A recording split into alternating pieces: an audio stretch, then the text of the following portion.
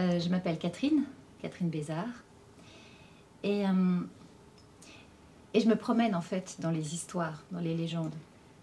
Là, je suis partie jusqu'en Grèce. Enfin, c'est ce qu'on dit parce que de toute façon, les légendes, ça se passe presque la même chose partout, presque la même chose. Ça serait dommage si c'était toujours partout la même chose. Et là, en Grèce, il y avait une famille, enfin le reste d'une famille. Il ne restait plus que le père et la petite Marie, sa fille. Ils étaient les deux et c'était bien. Et puis, comme ça se passait souvent il y a très longtemps, le père s'est remarié. Il a été chercher une femme qui était très belle, très gentille, qui s'appelait Anastase et qui adorait les enfants. Marie a tout de suite vu qui elle était. Anastase a tout de suite vu aussi ce qu'elle allait faire. Et quand le papa de Marie était là, elle était charmante, adorable. Quand le père de Marie n'était pas là, elle était méchante avec Marie. Elle l'a forcée à nettoyer tout ce qu'elle ne voulait pas faire, même à faire le repas. Pourtant, Marie était encore toute petite, toute jeune. Et elle était bien décidée, avant l'année prochaine, à se débarrasser de la petite fille à tout jamais.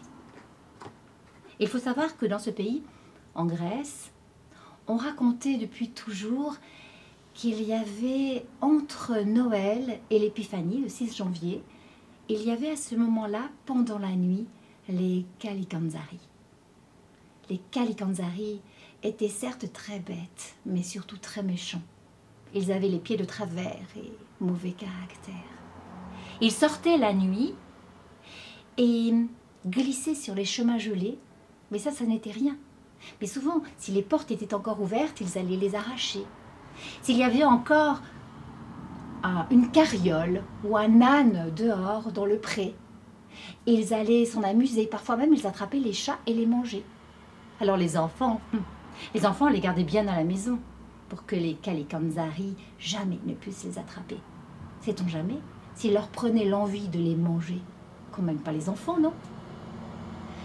Pendant toute cette période, et puis à partir du 6 janvier, on racontait que les Kalikantzari allaient se cacher sous la terre, qu'ils disparaissaient et ils faisaient leur vie pendant tout le reste de l'année avec les vers de terre, avec toutes ces petites bêtes qui grouillent dans la terre, et que c'était très bien ainsi. Anastase, la marâtre, a attendu Noël. Elle a passé Noël, elle a même offert un cadeau à la petite Marie. Le père était heureux. Et quelques jours plus tard, c'était la pleine lune. Anastase a attendu que le père aille se coucher. Il travaillait toute la journée dure. Il a été se coucher très tôt, juste après que la nuit soit tombée. Et puis elle a été voir ensuite la petite fille. Elle lui a dit « Marie, il faut que tu te lèves. Tu sais, j'ai préparé des brioches. Tu as été bien contente d'en manger, n'est-ce pas? Et il n'y a plus de farine. Tu vas prendre ces 2 sacs avec du blé et tu vas aller jusque chez le meunier. Il sera bien d'accord de les prendre et de les moudre, en faire de la farine. Il paraît que le meunier t'adore et que toi aussi tu l'adores, n'est-ce pas, petite Marie? Marie a voulu dire non. Elle n'a pas osé. Elle a dit bon, d'accord. Elle s'est habillée, ce qu'elle avait, sa robe de tous les jours. Elle a mis un fichu sur la tête. Elle a enfilé une petite laine. Elle a mis ses sabots.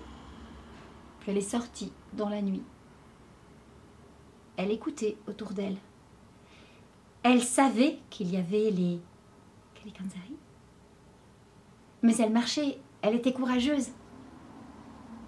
Et c'est comme ça qu'elle est arrivée jusque chez le meunier. Elle avait toujours ses 2 sacs de blé. Heureusement, ils n'étaient pas trop lourds. Elle a voulu frapper à la porte du moulin. Mais la porte était ouverte. Alors elle est entrée, elle a regardé, elle a vu une forme qui gigotait dans le sombre. Elle s'est approchée. C'était le meunier. Il était attaché avec... C'était pas des ficelles ni des cordes, non, non. C'était des chaussettes ou des manches de vêtements, des tissus, des chiffons, des linges. Mais Le meunier, quand il a vu Marie, il lui a dit « Marie, Marie, il faut que tu partes. » Il lui a raconté les Kalikanzari étaient arrivés. C'était certainement eux qui l'avaient attaché. Il avait malheureusement laissé la porte ouverte. Ils s'étaient faufilés, ils étaient bêtes, ils étaient méchants. Ils avaient les pieds de travers, certes, mais ils avaient mauvais caractère. Marie a hésité. Repartir dans la nuit? Mais qu'est-ce qu'elle dirait, hein? La femme de son père, si elle arrivait sans le blé, sans la farine, sans le blé qui avait été moulu, qu'est-ce qu'elle dirait? Et puis le meunier, elle l'aimait bien. Il avait toujours été gentil avec elle. Alors elle a dit, non mais je vais me dépêcher, je vais... Et elle a essayé de dénouer, c'était bien serré. C'est à ce moment-là qu'ils sont arrivés. Ils étaient laids, ils étaient petits, ils étaient noirs. Ils avaient des dents pointues et jaunâtres. Ils ont attrapé Marie et ils l'ont reniflé, ils l'ont griffouillé, ils l'ont mis là au milieu de la pièce et puis ils l'ont bien regardé. Ils ont dit « Oh, t'es jolie, tout va... Ah! Oh, on va te prendre avec nous. Tu seras notre reine. » Marie ne voulait pas. Mais elle savait qu'ils étaient bêtes. Elle a réfléchi, elle s'est mise debout, elle a lissé ses habits, elle a dit « D'accord, je vous suivrai, d'accord, mais... non, mais regardez comment je suis habillée. J'ai une vieille robe toute rapiécée. Ça n'est pas un vêtement de reine, ça, je ne peux pas. » Il y a un Kalikanzari qui est venu la regarder sous le nez, puis la regarder sa robe, puis la renifler, il a dit « Oh, ça c'est vrai !» Et puis, il a lancé comme un appel, il a dit « Oh, foi de lutin !» Et tous ont répliqué « Foi de lutin, sous les pierres et chemins, sous les ronces et buissons, pas de problème, des solutions !» Et pfft, ils ont disparu. Marie savait qu'ils allaient revenir. Alors très vite, elle est retournée auprès du meunier. Il n'avait pas bougé, il était terrorisé. Vite, elle a essayé de dénouer, mais d'abord les mains, c'était difficile. Elle a tiré, et puis un nœud, un autre nœud. Quand elle lui a libéré les mains, lui, eh ben, il a pu l'aider. Et il a dit, maintenant, tu pars. Elle a dit, non, non, j'ai encore 2 sacs, là. Il faut les moudre, s'il vous plaît, meunier. Il a dit, d'accord. Si tu le veux vraiment, tu es courageuse, petite fille. Il a pris les 2 sacs. Il les a emmenés pour les moudre. Et c'est alors qu'ils sont arrivés. Ils étaient toujours aussi noirs, aussi affreux. Ils ont entouré Marie, ils l'ont griffouillée, ils l'ont reniflée. Ils lui ont dit « Oh, on a pour toi tous les vêtements dont tu rêvais. Oh, regarde, tu vas être belle, notre reine. Tu vas pouvoir te changer. Tu vas faire avec nous sous la terre. » C'est vrai que les vêtements étaient magnifiques. Des robes, des jupes, des gilets. On voyait que c'était de la soie, ou peut-être comme un tissu plus épais, et qui était moiré, ça brillait. C'était parfois noir, doré, argenté. Ça l'aurait fait rêver dans d'autres circonstances, mais là, il y avait même des petites bottines. Et les boutons des bottines étaient en nacre. Il voulait l'habiller. Elle a dit « Non, non, je vais me débrouiller. » Pendant ce temps, elle réfléchissait. Alors là, devant eux, elle s'est déshabillée, elle a mis des robes. Elle était belle, c'était une robe bleu couleur, bleu glacier. Il y avait même des émeraudes, plus vertes, mais presque vertes comme bleu. C'était beau. Quelques diamants sur le devant. Elle a enfilé les petites bottines. Quand elle a fini de les enfiler, ça y est, elle avait son idée. Elle leur a dit « C'est vrai que je suis assez jolie comme ça, je pourrais être votre reine, mais je vais quand même pas aller me promener dehors et puis dans la terre comme ça serait dommage, je vais me salir. » Et il y a un lutin qui s'est approché sous son nez. Il avait la solution. Il a lancé l'appel. « Oh, foi de lutin !» Et tous se sont mis à crier « Foi de lutin, Tous les pierres et chemins, les ronces et buissons, pas de problème que des solutions. Ils ont disparu pendant qu'ils étaient partis, vite, vite. Le meunier qui n'avait plus osé bouger s'en est allé pour moudre le grain.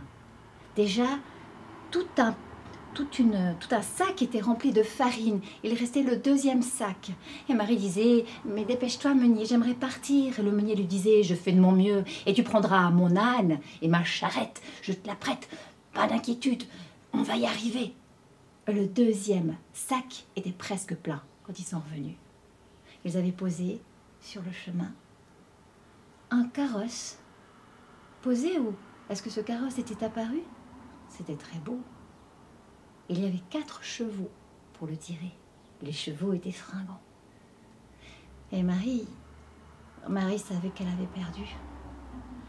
Et les lutins ont commencé à la renifler, à la griffouiller, à la tripatouiller. Ils voulaient l'entraîner. Et puis elle a dit, je vais bien venir avec vous, mais vous savez, dans ce pays, il faut quand même que je prenne ma dot. C'est comme ça que ça se passe quand on se marie, hein? Et les lutins, ils ont dit, Oui, c'est vrai. et c'était vrai, c'était comme ça que ça se passait. On ne pouvait jamais, jamais se marier si on n'avait pas quelque chose à apporter. Certains apportaient des casseroles, d'autres apportaient des vêtements, et elle avait là 2 sacs de farine. Alors Marie a dit au lutin, j'ai 2 sacs de farine, vous voyez, mais je crois bien qu'ils sont percés. Il faudrait compter si tous les petits grains de farine sont bien là dans le sac, vous ne croyez pas? Oh, les lutins se sont regardés, il y en a un qui a lancé l'appel, qui a dit « Oh, foi de lutin !» Oh, et les autres ont répété « Foi de lutin !» Oh, non, on ne va pas aller sous les chemins les pierres. Cette fois-ci, on a du travail là. Ils ont renversé les 2 sacs de farine et ils se sont mis à compter grain après grain. Ils en étaient déjà à 100 750 quand ils ont continué. Ils arrivaient maintenant à 6 753 717 lorsque le soleil a monté le bout de son nez. Il n'avait même pas vu que l'aube était arrivée. Mais les Kalikanzari ne peuvent pas vivre quand il fait jour. Et il y a un rayon de soleil qui a traversé la lucarne et qui est arrivé jusque sur eux et les a transformés en pierre. Marie était sauvée. Le meunier aussi, du coup. Marie a laissé le carrosse, les chevaux, pas ses cheveux, elle les a gardés quand même. Elle est même restée habillée avec sa robe de princesse. Et elle a demandé au meunier, en échange du carrosse, en échange des chevaux, de pouvoir lui emprunter l'âne et puis une petite carriole, une charrette. Bien sûr, il était d'accord. Il lui a même donné 2 autres sacs de farine, on ne sait jamais. Et puis, dans la carriole, à côté des 2 sacs de farine, ils ont mis aussi des vêtements, les vêtements de princesse, les vêtements de reine. Il y avait même des bijoux qui étaient cachés en dessous et plusieurs chaussures.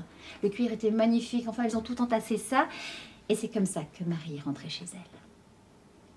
Quand elle est arrivée au bout du chemin, elle a vu que sur la maison, les volets étaient encore fermés. Les volets de la chambre où dormait sa marâtre et son père.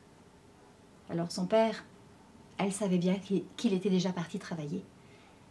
Sa marâtre a ouvert les volets à ce moment-là et elle a vu là-bas, sur le chemin, une charrette qui arrivait et ça brillait. Et puis, plus la charrette s'approchait, plus elle s'est rendue compte que c'était Marie. Marie habillée comme une princesse qui venait jusque-là. On raconte dans cette histoire que Marie, à peine était-elle arrivée dans la maison, que Anastase bouillonnait et qu'elle a tellement bouillonné de rage, certains disent qu'elle a explosé. D'autres disent qu'elle a tellement trépigné qu'elle s'est transformée en un petit tas de terre que, pour finir, Marie a ramassé et puis a jeté. D'autres racontent que ça lui a tellement tordu les boyaux qu'elle est partie comme une folle en hurlant sur les chemins et qu'elle a disparu à jamais. Peut-être que des loups l'ont mangée. Enfin, toujours est-il que on n'en a plus jamais entendu parler. Lorsque le père de Marie est arrivé, il a retrouvé sa fille. Puis désormais, ils étaient riches tous les deux. Il paraît qu'ils ont vécu très longtemps, très heureux, mais surtout que plus jamais un Kalikanzari n'a osé revenir, en tout cas pas dans la maison de Marie, mais même dans ce village. Et heureusement,